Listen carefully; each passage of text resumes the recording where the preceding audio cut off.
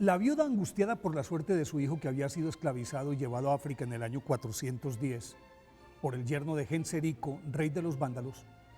pidió al obispo Paulino de Nola que le ayudara a pagar el rescate, pero como la única riqueza que poseía el prelado era su amor por los pobres, se ofreció para ser canjeado por el cautivo y ante los ruegos de la madre, cuenta San Gregorio Magno en su libro Diálogos, el secuestrador aceptó, lo destinó a cultivar su huerta personal y dadas sus buenas maneras, docilidad, humildad y eficiencia, se ganó la estima del gobernante que, sorprendido por su sabiduría, le pedía consejos frecuentemente. Un día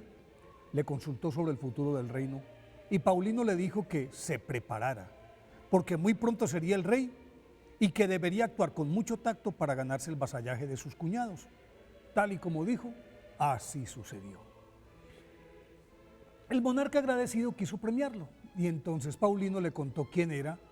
y le pidió que lo dejara volver a su tierra, pero con sus conciudadanos prisioneros, a lo que el soberano accedió y además le encimó varios barcos cargados de víveres con los que se salvó la ciudad de Nola de la hambruna que por culpa del invasor había sufrido por varios años. Poncio Meropio Paulino, nacido en Burdeos, Francia, en el año 353, pertenecía a una de las familias romanas más ricas y poderosas de su época, y su preceptor, el famoso Ausonio, filósofo, historiador, naturalista, retórico, poeta, lo educó tan esmeradamente que a los 25 años ya era cónsul, y luego fue nombrado prefecto de Roma por el emperador Valentiniano, el mismo que lo envió como gobernador a Campania. Pero pronto abandonó la vida pública porque sus intereses económicos estaban en las Galias y en España. Y allí conoció a Teresa, una noble joven cristiana, heredera de una familia patricia romana de muchos ancestros, con la que se casó en el 378. Y fue en esa etapa de su vida en la que conoció a San Agustín, a San Ambrosio, y entabló con ellos una sólida amistad que perduró epistolarmente, y la influencia de estos eminentes doctores de la Iglesia, más la profunda impresión que recibió en Nola ante la tumba de San Félix, lo llevó a recibir el bautismo de las manos del obispo de Burdeos, San Delfín. Se retiró a Barcelona y empezó a deshacerse de sus riquezas en favor de los pobres y de la Iglesia. Se sumió en un fecundo periodo de oración, recogimiento, y se dedicó a servir y a auxiliar a los más desvalidos. Al poco tiempo su esposa dio a luz un hijo que murió a la semana de nacido,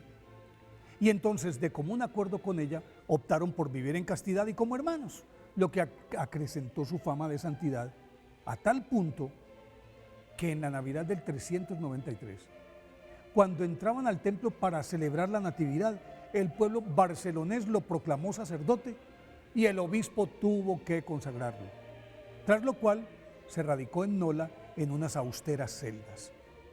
Acabó de repartir todos sus bienes, embelleció la iglesia y la tumba de San Félix, y con su predicación sedujo a los pobladores, quienes al morir el obispo de la ciudad, en el 409, aclamaron a Paulino como su nuevo prelado. Fue en esa época en la que estuvo cautivo en África. Y durante 21 años rigió con mano dulce y santa los destinos de la diócesis. Su bonomía, la dulzura de su trato y su humildad marcaron la piedad de los feligreses de Nola, y la exquisitez de sus poemas, de las cartas y de los sermones despertaron los mayores elogios de San Martín de Tours, de San Agustín, de San Ambrosio, quienes lo pusieron de ejemplo para los futuros sacerdotes. En medio de la veneración de sus fieles murió el 22 de junio del 431. Por eso hoy, día de su festividad, pidámosle a San Paulino de Nola que nos ayude a desprendernos de nuestros bienes y de nuestras pasiones para entregarnos a nuestro Señor Jesucristo sin condiciones.